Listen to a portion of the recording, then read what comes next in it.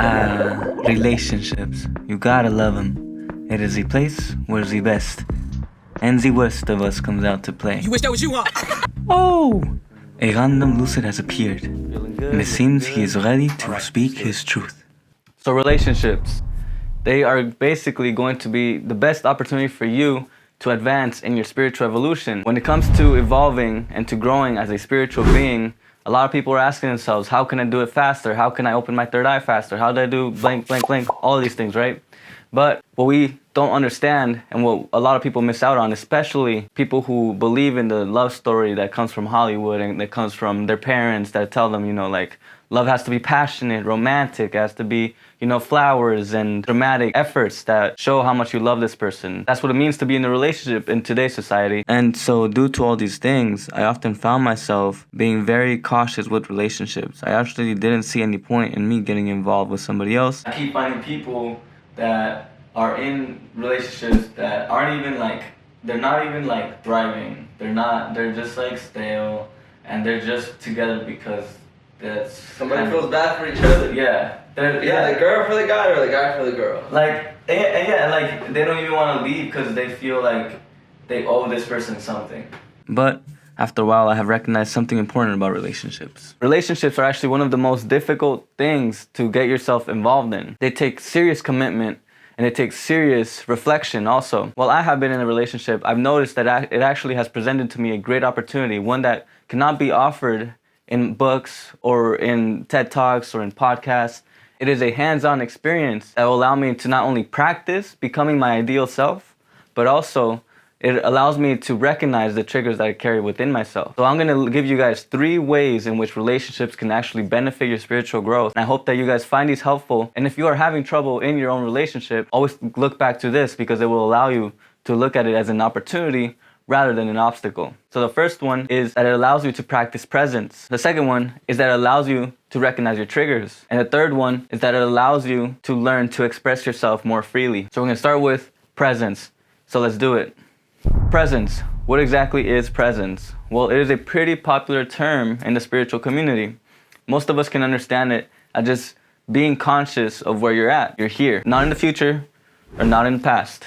You are completely engaged in the moment. As you go along practicing presence, you are mastering your mind, you're mastering your emotions, your thoughts, and all the things that come through in the human experience. When I think about relationships, this is a perfect opportunity for you to practice being present. I recognize that presence is essential. It is one of the building blocks to creating a good relationship, a healthy one. And one of the reasons is that most of the time that I commit errors, it is due to me acting mindlessly. I am not fully aware, I'm not fully present, I'm not fully engaged. And it leads to me saying something that I shouldn't have said or saying something that I didn't really mean. And if you're not present, then you're gonna automatically feel the retaliation because you will see your partner and you will notice that something is off. They're either angry or they're bothered. I've been reading this book with my girlfriend lately. It's called The 7 Principles to Making a Marriage Work. And one of the concepts that the author talks about is the importance of turning towards your partner. John Gottman states that Hollywood has distorted our notions of romance and what makes passion sizzle. Watching Humphrey Bogart gather teary-eyed Ingrid Bergman into his arms may make your heart pound,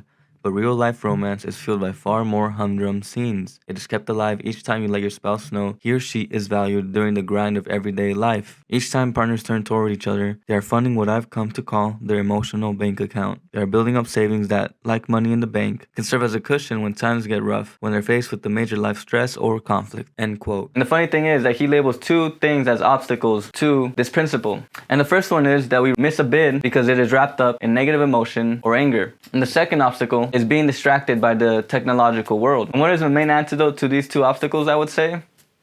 Presence. Basically, the more engaged you are with the present moment, the less you're going to pick up your phone and the less you're going to go and surf social media. And also, when your partner is angry or carries a negative emotion, your ability to be present will allow you to not judge them and take it personally. It will allow you to engage with them and make them feel comfortable for feeling the way they do. Most of the time, your partner just wants to know that you're there with them and that you do care about their feelings. And you reinforcing this and practicing presence will only help you out also because it will teach you how to be present in the most difficult of moments. And so the next thing that relationship has taught me is that they can serve as a mirror for you to see your triggers and heal yourself. And something I want to say, being the spiritual person that I am, I used to think that I knew it all, that I could identify people's triggers and tell them what was wrong with them. But I recognized that what I was doing was something I had to do with myself instead of with somebody else. I recognized that every time I noticed a trigger, I had my own trigger of trying to fix it. This allowed me to move and progress in my relationships because I stopped pointing the finger at somebody else. And I recognized that I was pointing the finger right at myself. I was pointing at a mirror and I was looking at myself. So every time I found a negative emotion that was being projected onto somebody else, I made sure, and I'm still making sure, to identify it, recognize it as my own trigger, and to heal it within myself. I like to think about the concept of Eckhart Tolle's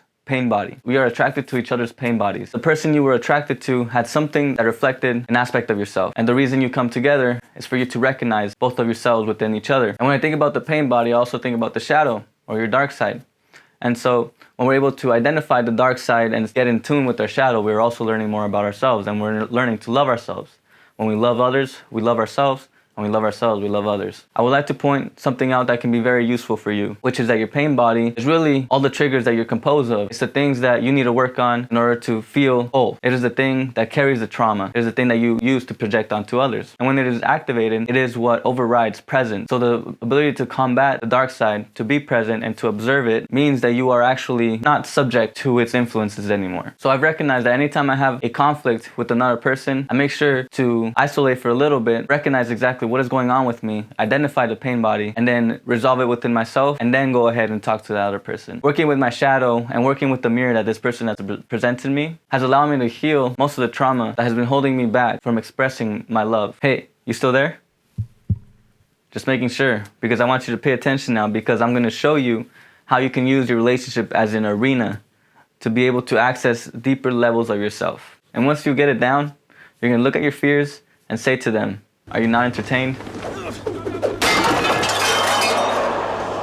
Are you not entertained? Okay, if you guys have watched my videos before, you understand that one of the biggest things for me is expression. Expressing yourself at the highest level is one of the reasons we are here. And so when you're presented with an opportunity to constantly express yourself and constantly give more of what you are, the ability to transform yourself will just be multiplied. So I'm going to give you a number of ways that I have used my relationship to enhance my life and my ability to express myself. And the first one is going to be vulnerability. Now, vulnerability is something that a lot of people don't talk about. You know, I grew up thinking that you were weak if you expressed yourself. You were vulnerable if you expressed yourself any way that showed negative emotion. But I recognize now that those negative emotions must be harnessed. One of the things that have made me realize this have been my relationships. What I have learned about vulnerability is that it has enhanced my ability to accept myself and to also be more confident. It has given me the opportunity to speak my truth without fearing how I will be seen. Because of my ability to be vulnerable in my relationship with my girlfriend and with my family and with my friends, I have been able to develop a harder shell and a more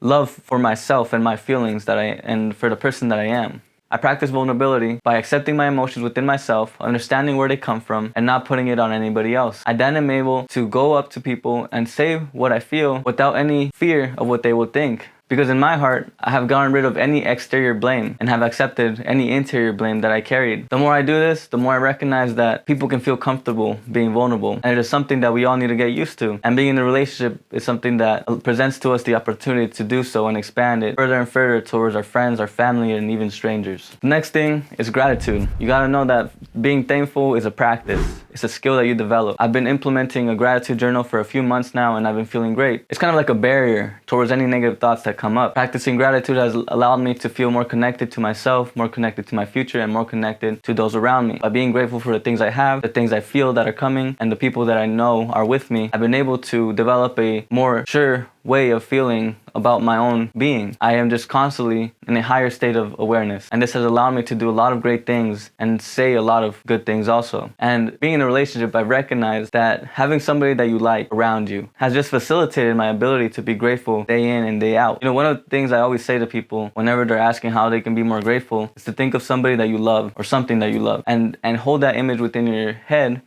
for a while and feel the feeling that comes when you think of that person or that thing. And just having somebody around me that I love and seeing them on a daily basis or thinking of them on a daily basis has allowed me to reinforce this state of mind. And the third thing that a relationship has helped me practice has been love. Now, love is probably one of the main reasons you get into a relationship. You're looking for love. And most of the time, a lot of us are looking for romantic love. You know, the dramatic kind that we have to make an effort. We have to put on some kind of act for this person to accept us. That isn't the love that I am talking about here. The love that I'm talking about is much simpler than that. It doesn't have to be so complicated. It's something that connects us with nature and connects us with our parents. It is a more serene love. A love that just makes sense. The thing that has saved me many times has not been the love that somebody feels for me, because that is unstable and unpredictable. I recognize that by me expressing my love to everybody in my life, I am forging a new relationship, that it goes deeper and deeper into the core of what it means to be human, of what it means to be a person. And something beautiful is that love is not just the